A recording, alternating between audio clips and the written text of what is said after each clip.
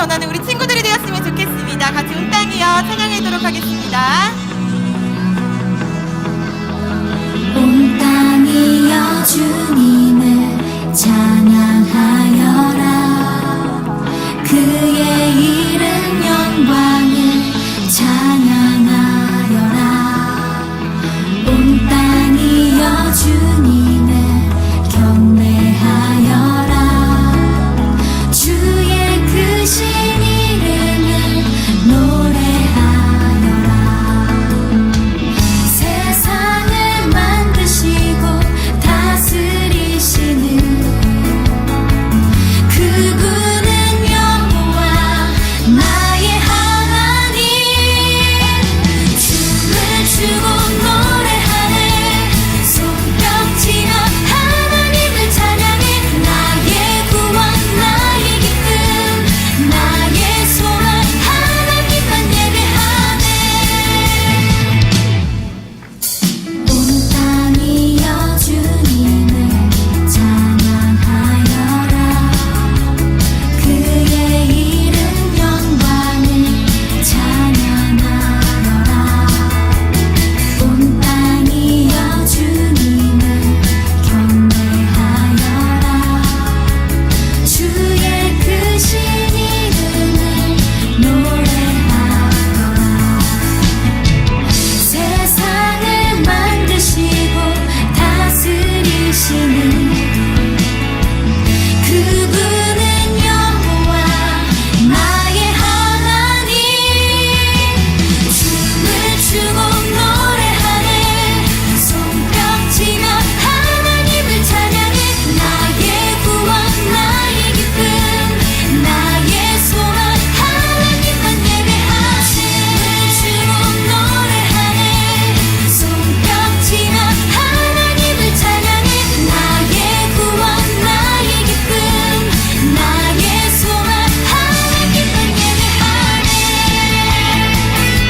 네, 우리 박수 치면서 같이 또 찬양했으면 좋겠습니다.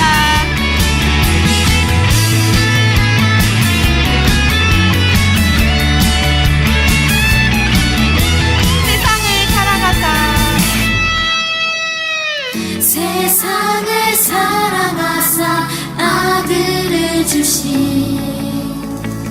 그분은 여호와 나의 하나님. 춤을 추고 노래하네. 손뼉치며 하나님을 찬양해.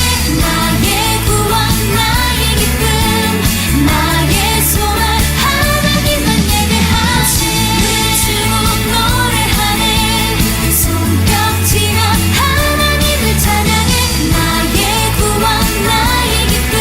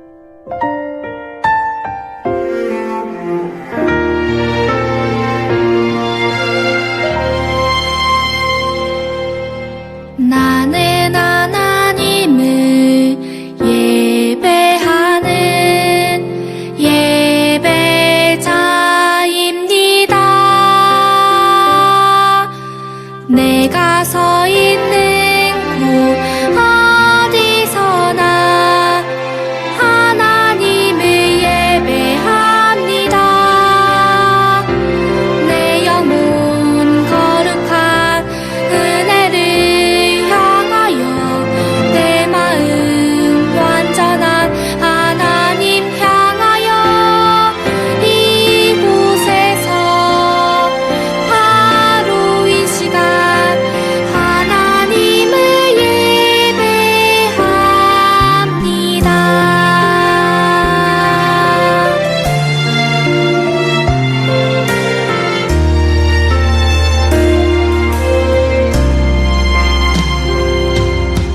나는 하나님을 예배하는 예배자입니다.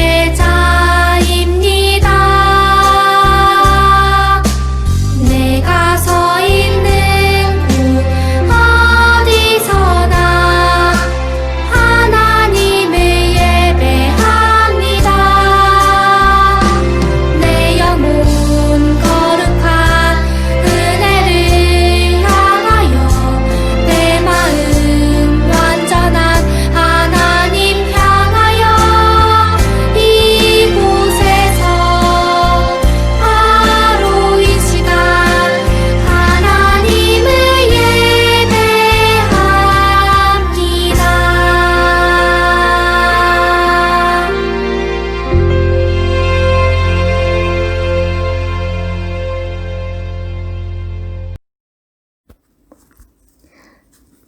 사랑의 주님, 오늘도 이렇게 각자의 자리에서 예배를 드리게 해주심에 감사드립니다.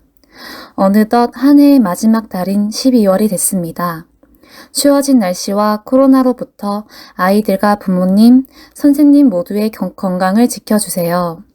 혹시 지금 아픈 친구들이 있다면 하루빨리 건강을 회복시켜주세요. 오늘 예배를 통해서 주님의 말씀이 아이들과 선생님들 마음에 깊이 들어서게 하여 주시고 하루를 살아갈 때 말씀이 생각나고 순종하는 귀한 주님의 자녀가 되기를 소망합니다. 그리고 주님의 사랑을 가족과 친구들에게 전하는 주님을 기쁘게 하는 키즈 친구들이 되기를 기도합니다. 말씀을 나눠주시는 김슬기 선생님에게 성령님의 능력을 더해 주시고 설교 말씀이 우리의 마음밭에 쏙쏙 심겨지는 귀한 예배 시간이 되게 해주세요. 이 모든 말씀 예수님의 이름으로 기도드립니다. 아멘. 나는 전능하신 아버지 하나님, 천지의 창조주를 믿습니다. 나는 그의 유일하신 아들, 우리 주 예수 그리스도를 믿습니다.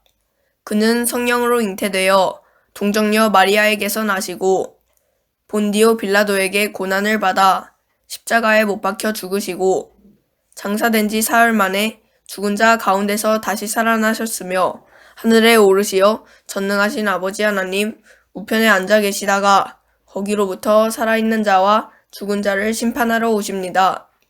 나는 성령을 믿으며 거룩한 공교회와 성도의 교제와 죄를 용서받는 것과 몸의 부활과 영생을 믿습니다.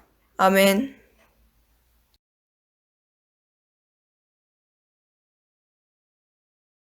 안녕하세요, 리키즈 여러분. 오늘은 대림절 두 번째 주일로서 가장 낮아지신 예수님이라는 제목으로 말씀을 나눠볼게요. 오늘 말씀은 히브리서 2장 10절에서 18절 말씀입니다. 같이 한번 읽어볼게요. 시작. 하나님께서는 만물을 창조하시고 만물을 보존하시는 분이십니다. 그러므로 하나님께서 많은 자녀를 영광에 이끌어 들이실 때에 그들의 구원의 창시자를 고난으로서 완전하게 하신다는 것은 당연한 일입니다. 거룩하게 하시는 분과 거룩하게 되는 사람들은 모두 한 분이신 아버지께 속합니다. 그러함으로 예수께서는 그들을 형제자매라고 부르시기를 부끄러워하지 않으셨습니다. 그리하여 그분은 내가 주님의 이름을 내 형제 자매들에게 선포하며 회중 가운데서 주님을 찬미하겠습니다 하고 말씀하시고, 또 나는 그를 신뢰하겠습니다 하고 말씀하시고, 보십시오, 내가 여기에 있습니다. 또 하나님께서 내게 주신 자녀들이 여기에 있습니다. 하고 말씀하셨습니다. 이 자녀들은 피와 살을 가진 사람들이기에 그도 역시 피와 살을 가지셨습니다. 그것은 그가 죽음을 겪으시고서 죽음의 세력을 쥐고 있는 자, 곧 마귀를 멸하시고 또 일생 동안 죽음의 공포 때문에 종노릇하는 사람들을 해방시키시기 위함이었습니다. 사실 주님께서는 천사들을 도와주시는 것이 아니라 아브라함의 자손들을 도와주십니다. 그러므로 그는 모든 점에서 형제 자매들과 같아지셔야만 했습니다. 그것은 그가 하나님 앞에서 자비롭고 성실한 대제사장이 되심으로써 백성의 죄를 대신 갚으시기 위한 것입니다. 그는 몸소 시험을 받아서 고난을 당하셨으므로 시험을 받는 사람들을 도우실 수 있습니다. 아멘. 우리 지난 시간에는 예수님이 얼마나 크신 분인지에 대해 배웠어요. 예수님은 이 세상의 그 어떤 대단한 사람들보다도 훨씬 더 뛰어나신 분이시고 또 천사들과 같은 영적 존재들보다도 더 높으신 분이시며 하나님의 본체이시며 하나님의 영광을 드러내는 하나님과 똑같은 분이라고 이야기했어요. 그런데 만약 그렇게 높고 위대한 예수님이 하늘에만 앉아 계신다면 그리고 고고하게 팔짱을 끼고 이 땅의 일에는 아무런 관심이 없으시다면 어떤 일이 벌어질까요? 그렇다면 그분은 우리와 아무런 상관이 없게 될 거예요. 이 땅에서 인간이 어떠한 고통과 고난을 당하더라도 그분은 우리를 쳐다보지도 않으실 것이고 우리는 그러한 높고 위대한 존재가 있는지도 모른 채 그렇게 살아가게 될 거예요. 그러나 너무나도 감사하고 다행인 것은 그 높고 위대한 예수님께서 우리에게 관심을 보이셨다는 거예요. 단순히 관심을 보인 정도가 아니라 우리를 너무나 사랑하셨어요. 그래서 우리를 이 세상의 지옥과도 같은 그 고난과 고통에서 구원하시기 위해 친히 인간의 몸을 입고 이 땅에 오셨어요. 그리고 십자가 죽음을 자처하셨어요. 우리는 오늘 히브리서 2장 말씀을 통해서 왜 예수님께서 우리를 위해, 우리를 구원하시기 위해 인간의 몸을 입고 오실 수밖에 없었는지, 그리고 또한 죽으실 수밖에 없었는지에 대해서 살펴보려고 해요. 먼저 첫 번째로 예수님께서 인간의 몸을 입고 오셔서 죽으신 이유는 바로 사탄, 즉 마귀의 세력을 멸하시기 위함이에요. 우리 먼저 오늘 말씀 히브리서 2장 14절 같이 한번 읽어보겠습니다. 시작. 이 자녀들은 피와 살을 가진 사람들이기에 그도 역시 피와 살을 가지셨습니다.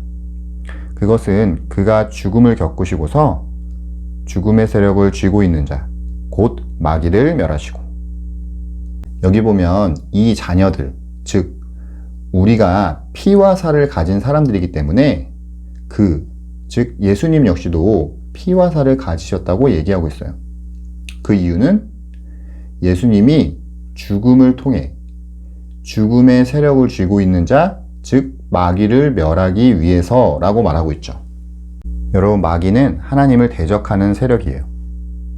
그러나 마귀는 하나님을 직접 싸워서 이길 수 없다는 것을 알기 때문에 하나님이 창조하신 인간과 이 세상을 망가뜨려서 하나님의 이 땅을 향한 목적이 이루어지지 못하도록 방해하는 거예요.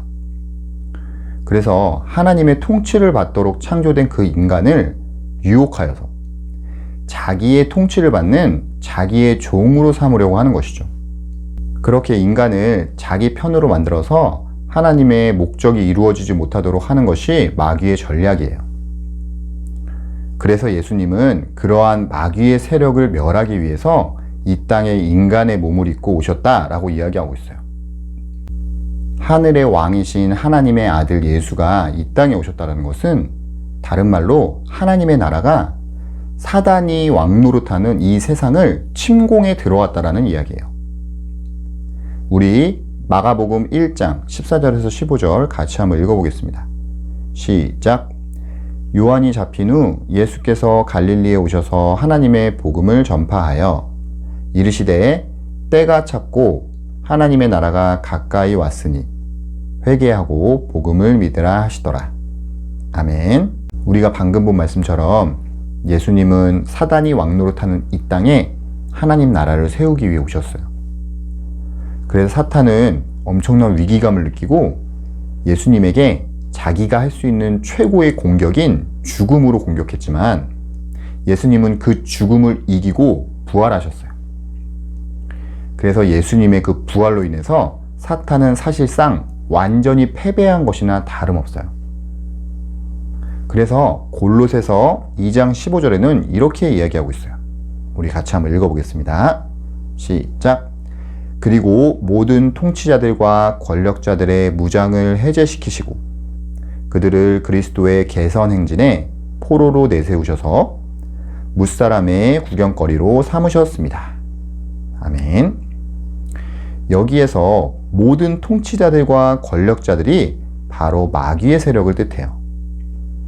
그들이 예수님의 십자가 죽음으로 인해서 무장 해제가 됐고 또 예수님의 승리 행진에서 포로가 되어 질질 끌려가는 그러한 신세가 된 거예요.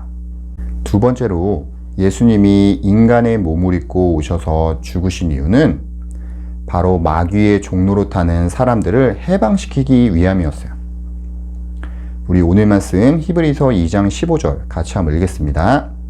시작. 또 일생 동안 죽음의 공포 때문에 종노릇하는 사람들을 해방시키시기 위함이었습니다. 아멘.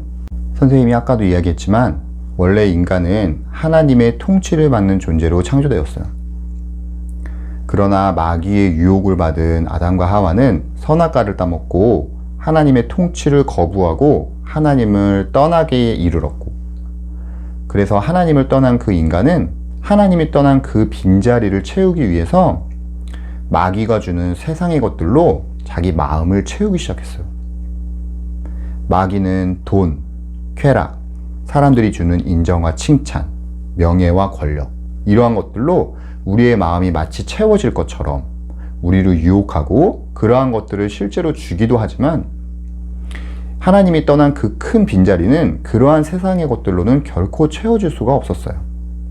그러나 그 마귀가 주는 세상적인 가치들이 이 인간의 공허함을 절대로 메꿀 수 없다는 것을 깨닫는다 할지라도 마귀의 가장 강력한 무기인 죽음의 위협 앞에서는 모든 사람들이 두려워하며 벌벌 떨 수밖에 없는 거예요.